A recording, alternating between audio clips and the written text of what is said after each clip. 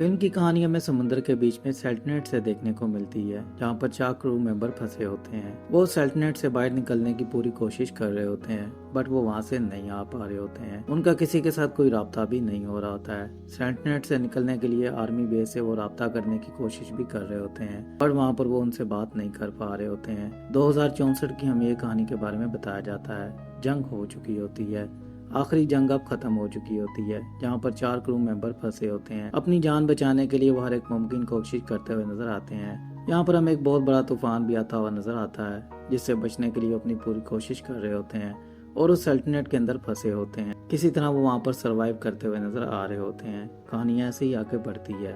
2 साल 3 महीने गुजर चुके होते हैं, जहाँ पर आर्मी से वो बात भी नहीं कर पा रहे होते हैं। उनका कोई सिग्नल भी नहीं जा रहा होता है, जिसको लेकर वो काफी ज्यादा अपसेट होते हैं। साज वहाँ का इंचार्ज होता है। वो डेली उठते हैं और मैसेज भेजने की कोशिश करते हैं, बट वहाँ पर उनके पास कोई भी रिप्लाई में मैसेज नहीं आता है। साज अपनी कोशिश जारी रखता है। साज को पता होता है आखिरकार किसी दिन तो हमारा राब्ता होगा। इस उम्मीद में वो जिंदा रह रहे होते हैं। यहाँ पर हमें सेल्विन और कैसिडी का सेक्स भी देखने को मिलता है। कैसिडी साज के बाद सेकंड सीनियर होती है। अगर साज ना रहा तो कैसिडी सीनियर बनेगी। सीन यहाँ पर कट होता है। सेल्विन साज से बात करने के लिए छत पर जाता है। जाकर उससे पूछता है हमें अब क्या करना चाहिए। उतनी देर में वहाँ पर साज पे एक शिप नजर आती है, जिसको देखते ही उसके ऊपर हमला करने की बात करता है, पर वहाँ पर सेल्विन उसे मना करता है। उसे बोलता है हमें एक बार उसे देख लेना चाहिए और हमें उनसे एक बार बात करनी चाहिए। यहाँ पर उनको एक उम्मीद होती है कि अब एक शिप आ चुकी है जो कि उनको बचाने के लिए शायद यहाँ पर आई हो। यहाँ पर साज सेल्विन को गन देता है। उसे कहता है ये लो और जाओ, बस ध्यान से जाना। तुम जाकर पता करो और जाकर देखो उस शिप में कौन है। अगर हमारे लिए हेल्प आई है तो हम यहाँ से जाएंगे। यहाँ पर सेल्विन ये बात सुनकर बहुत ही ज्यादा खुश होता है। शिप के अंदर जाकर वो सर्वे करता है। वहाँ पर कोई भी नहीं होता है और बहुत सारा खाना उन्हें देखने को मिल जाता है। वहाँ पर सेल्विन उनको बताता है कि यहाँ पर सब कुछ ठीक है और शिप के अंदर कोई भी नहीं है, ये खाली शिप है। वहाँ से सेल्विन उस शिप को बांधता है और उसको सेंटिनेट के अंदर लेकर आता है, जहाँ पर सेल्टनेट के साथ ही वो उसे खड़ा कर देता है। वहाँ पर साज को वो बताता है कि इसके अंदर बहुत सारा खाना है जो कि अब हमें जिंदा रहने के लिए और एक उम्मीद दे चुका है। हम इस शिप को स्टार्ट तो नहीं कर सकते हैं, बट हम इसके अंदर से बहुत सारा खाना तो ले सकते हैं। साज उसकी बात मानता है और बहुत सारा खाना उनको मिल जाता है। अब बाइनस रोज रात को उठता है और उस शिप को ठीक करने की कोशिश कर रहा होता है, क्योंकि बाइनस को वापस अपने घर जाना होता है। उसकी एक फैमिली होती है। वहाँ पर बाइनस उस शिप को तकरीबन ठीक कर चुका होता है और वो सेल्विन को बताता है कि अब हमारे पास एक उम्मीद है, हम वापस घर जा सकते हैं। यहाँ पर इस बात को सुनकर सेल्विन बहुत ही ज्यादा खुश होता है और वो कैस्ट्री से जाकर बात करता है। कैस्ट्री को बोलता है कि हमें वापस घर जाने के लिए एक उम्मीद है। बाइनस ने वो शिप को स्टार्ट कर दिया है। अब वो सुबह उठकर एक बार ट्राई करेगा, शायद वो शिप स्टार्ट हो जाए और हम यहाँ से चले जाएं। यहाँ पर कैस्ट्री उसे बोलती है कि ये इतना आसान नहीं है, तुम्हें साज से एक बार बात कर लेनी चाहिए, बट वहाँ पर साज से वो बात करने से मना कर देता है। उसे बोलता है तुम सीनियर हो, तुम उससे एक बार बात कर लो, वरना हम तो यहाँ से चले जाएंगे। यहाँ पर कैस्ट्री सुबह होते ही साज से बात करने की कोशिश करती है, बट उतनी देर में वहाँ पर सेल्विन और बाइनस उस शिप को स्टार्ट कर लेते हैं और बहुत ही ज्यादा खुश होते हैं। अब यहाँ पर उनको जाने के लिए एक उम्मीद होती है, जहाँ पर साज उनको मना कर देता है कि तुम लोग यहाँ से नहीं जाओगे। हमें यहाँ पर पोस्ट इसलिए नहीं किया गया कि हम लोग यहाँ से भाग जाएं। जहाँ पर साज की बात सुनकर दोनों बहुत ही ज्यादा गुस्सा करते हैं। यहाँ पर वो वोटिंग करते हैं, बट सार्ज उन्हें बोलता है तुम्हें वोटिंग करने के लिए नहीं बोला गया है, तुम्हें ये ऑर्डर है, तुम्हें शिप से नीचे उतरना होगा और इस शिप को बंद करके आ जाओ। हम यहाँ से नहीं जा रहे हैं, तुम्हें यहाँ पर इसलिए पोस्ट नहीं किया गया है कि तुम लोग यहाँ से भाग जाओ। सार्ज की इस बात के ऊपर उन्हें बहुत ही ज्यादा गुस्सा आ रहा होता है। फाइनली सार्ज की वो बात मानते हैं और नीचे उतर आते हैं। अब सार्ज से वो बात करने की कोशिश कर रहे होते हैं। सार्ज उनकी कोई भी बात नहीं सुन रहा होता है। कैसरी से वहाँ पर जाकर बात करता है, जहाँ पर सार्ज कैसरी से पूछता है क्या तुम्हें इसके बारे में सब कुछ पता था। तो उसे बताती है उसने मुझसे कल रात ही बात की थी, बट तुम्हें उन्हें जाने देना होगा, मैं तुम्हारे साथ यहाँ पर रुकूंगी। सार्ज उसकी बात मान लेता है और वहाँ पर उन दोनों को जाकर वो बोलता है कि तुम लोग कल सुबह यहाँ से निकल जाना उस शिप में बैठकर। अब यहाँ पर सेल्विन ये बात सुनकर बहुत ही ज्यादा खुश होता है, बट कैस्ट्री के बारे में उसे पता चलता है कि वो नहीं आ रही है। जहाँ पर वो कैस्ट्री से जाकर बात करता है कि तुमने ये फैसला क्यों किया है। जहाँ पर कैस्ट्री उसे बोलती है कि तुमने खुद बोला था कि तुम घर जाना चाहते हो, बट मैं यहाँ पर साज के साथ रुकूंगी क्योंकि यही मेरा काम है। मैं इस काम के लिए यहाँ पर पोस्ट की गई हूँ, मैं घर जाने के लिए शायद यहाँ पर पोस्ट नहीं की गई। यहाँ पर सेल्विन उसे बोलता है कि मैं तुम्हारे बगैर नहीं जाऊंगा, बट वहाँ पर कैस्ट्री उसे बोलती है तुम्हें जाना होगा, तुम जा सकते हो, मैं तुम्हारे साथ कभी भी नहीं जा सकती हूँ। यहाँ पर ये बात बोलकर कैस्ट्री चली जाती है। सीन यहाँ पर कट होता है, सुबह हो जाती है। यहाँ पर अब वो फिर से सिग्नल भेजने की कोशिश कर रहे होते हैं। फाइनली उनको एक सिग्नल मिल जाता है जिसको लेकर वो बहुत ही ज्यादा खुश होते हैं। बट उन देर में वहाँ पर एक और शिप आ जाती है जिसको देखकर साज उसके ऊपर हमला करने के लिए उन्हें बोलता है, जहाँ पर बायनस हमला करने से मना कर देता है। बट साज उसके ऊपर बहुत ही ज्यादा गुस्सा कर रहा होता है और उसके ऊपर वो गोली भी चला देता है। वो उसे कहता है कि तुम्हारे पास ये आखिरी वार्निंग है, अगर तुमने उस शिप को तबाह ना किया तो मैं तुम्हें यहीं पर ही मार डालूंगा।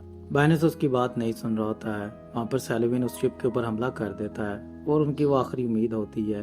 वहाँ पर उस शिप को बहुत ही बुरी तरह तबाह कर देता है। यहाँ पर कैस्टी साज के ऊपर हमला कर देती है और उसे बेहोश कर देती है, जहाँ से उसे वो नीचे लेकर जाते हैं और एक कमरे के अंदर बंद कर देते हैं। वहाँ से उसे वो दोनों चाबियां भी ले लेती है जो कि एक न्यूक्लियर बम की होती हैं, जिसको लॉन्च करने के लिए उन दोनों चाबियों की जरूरत होती है। फिल्म की कहानी फ्रेंड ऐसे ही आगे बढ़ती है। अब फिर से हम साज को देखते हैं जो कि उनको बताने की कोशिश करता है कि उसने ये सब कुछ क्यों किया है, बट उसकी बात के ऊपर कोई भी बिलीव नहीं कर रहा होता है। यहाँ पर साज सेल्विन को कुछ बताता है, जहाँ पर सेल्विन उसकी बात नहीं सुनता है। साज उसे कहता है कि ये सब कुछ एक प्लान है, हमारे बीच में एक गद्दार है जो कि हमें यहाँ पर फंसाने की कोशिश कर रहा है।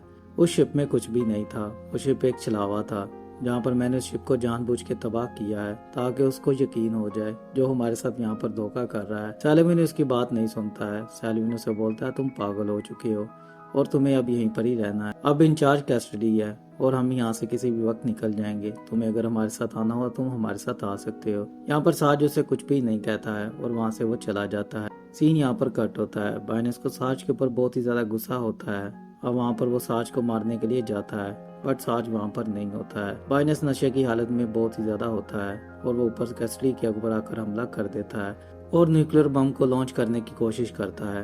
यहाँ पर कैस्टडी को कुछ भी समझ में नहीं आ रहा था आखिरकार बायनस ऐसे क्यों कर रहा है। वहाँ पर सेल्विन आता है और बायनस को समझाता है। किसी तरह वहाँ पर वो बायनस को समझा लेता है। बायनस आखिरी कोड भूल जाता है। वो उसे बोलता है मैं अगर आखिरी कोड दे देता तो ये न्यूक्लियर बम चल जाता, यहाँ पर सब के सब हम अभी मर जाते। यहाँ पर सेल्विन उसे अपने गले लगाता है और उसे नीचे की तरफ ले जाता है। अब कैस्टी के पास एक प्लान होता है। तूफान बहुत ही जल्दी फिर से आने वाला होता है। यहाँ पर वो इस शिप के पास जाने की बात करती है जिसको उन्होंने तबाह किया था। वहाँ पर वो बोलती है वहाँ पर हमें कुछ तो खाने के लिए मिल जाएगा तो हमें वहाँ पर जाना चाहिए, जाकर उस शिप को एक बार देखना चाहिए। यहाँ पर सेल्विन उसकी बात मान लेता है। सेल्विन उसे बोलता है कि मैं यहीं पर ही रुकूंगा, तुम उसके साथ जाओगी। बायनस के ऊपर मुझे भरोसा तो नहीं है बट तुम उसके साथ जाओ।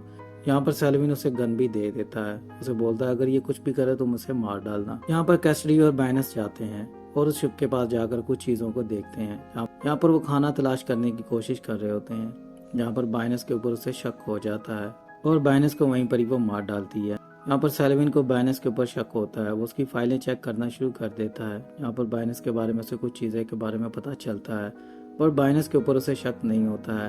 अब वो कैस्टी की फाइलें चेक करना शुरू कर देता है। वहाँ पर उस फाइल को भी चेक करता है जो कि उसे साज ने दी थी, जो कि कैस्टी की होती है। वहाँ पर सेल्विन को पता चलता है कि हमारे लिए हेल्प आई थी जिसको खत्म कर दिया गया था। जो शिप हमारे पास है उसमें कुछ लोग थे जिनको मार दिया गया था। यहाँ पर हमें फ्लैशबैक में दिखाया जाता है ये सब कुछ करने वाली कैस्टडी ही होती है। यहाँ पर उनके साथ जो गद्दार होती है वो कैस्टडी होती है। बायनस को वहाँ पर वो मार चुकी होती है और वापस सेंटिनल की तरफ आ रही होती है। उतनी देर में वहाँ पर सेल्विन को सब कुछ उसके बारे में पता चल चुका होता है कि कैस्टडी यहाँ से नहीं जाना चाहती है, बट उसको रीजन के बारे में नहीं पता होता है कि आखिरकार वो यहाँ से क्यों नहीं जाना चाहती है। कैस्टडी के बारे में अब उसे सारी सच्चाई के बारे में पता होता है। कैस्टडी आकर उसे बोलती है कि बायनस नहीं रहा, उसने मुझके ऊपर हमला करने की कोशिश की थी। अब यहाँ पर सेल्विन को पहले से ही सब कुछ पता होता है। वो कैस्टडी को शो नहीं करवाता है। रात होती है, वो कैस्टडी के साथ सो जाता है। वहाँ से सुबह होते ही कैस्टडी की वो चाबियां ले लेता है जिससे वो न्यूक्लियर बम जाकर एक्टिवेट करने की कोशिश कर रहा होता है। फाइनली न्यूक्लियर बम को एक्टिवेट कर देता है। वहाँ पर कैस्टडी भी आती है और उससे पूछती है तुम ये क्यों कर रहे हो। वहाँ पर सेल्विन उसे बोलता है ये ड्रामा छोड़ दो, मुझे तुम्हारी सारी सच्चाई के बारे में पता चल चुका है। वहाँ पर उसे बोलता है 28 मार्च को सिग्नल मिला था और तुम्हें रिप्लाई में हेल्प के लिए भी बोला गया था, जहाँ पर वो शिप आई थी और उसमें कुछ क्रू मेंबर्स थे जिनको तुमने खुद जाकर मार दिया था और उस शिप को तुमने हमें यही शो करवाया था कि वो खाली है और साज के नीचे लाश मुझे देखने को मिली थी। यहाँ पर कैस्टडी उससे बोलती है कि मैं यहाँ से नहीं जाना चाहती थी, मैं तुम्हारे साथ अपनी जिंदगी को आगे बढ़ाना चाहती थी, मैं यहीं पर ही तुम्हारे साथ रुकना चाहती हूँ और कोई वजह नहीं है। मेरे अपने मुझसे खो चुके हैं, मैं तुम्हें नहीं खोना चाहती थी, इसलिए मैंने ये सब कुछ किया है। जहाँ पर ये बात सुनकर सेल्विन को बहुत ही ज्यादा गुस्सा आ रहा होता। अब उस बम को वो एक्टिवेट कर देता है जहाँ पर बम नहीं चलता है और वो देखते हैं कि उसकी वायरिंग में गड़बड़ कर दी गई है जो कि बायनस ने पहले ही कर दी थी। जिसकी वजह से वो बॉम्ब नहीं चलता है। अब कैस्टी और सेल्विन यहाँ पर एक दूसरे से बात करते हैं। यहाँ पर दोनों हैप्पी रहने की बात कर रहे होते हैं। सीन यहाँ पर कट होता है और फिल्म की कहानी भी यहीं पर ही ख़त्म हो जाती है। अगर आपको वीडियो अच्छी लगी हो तो लाइक कर दें, शेयर कर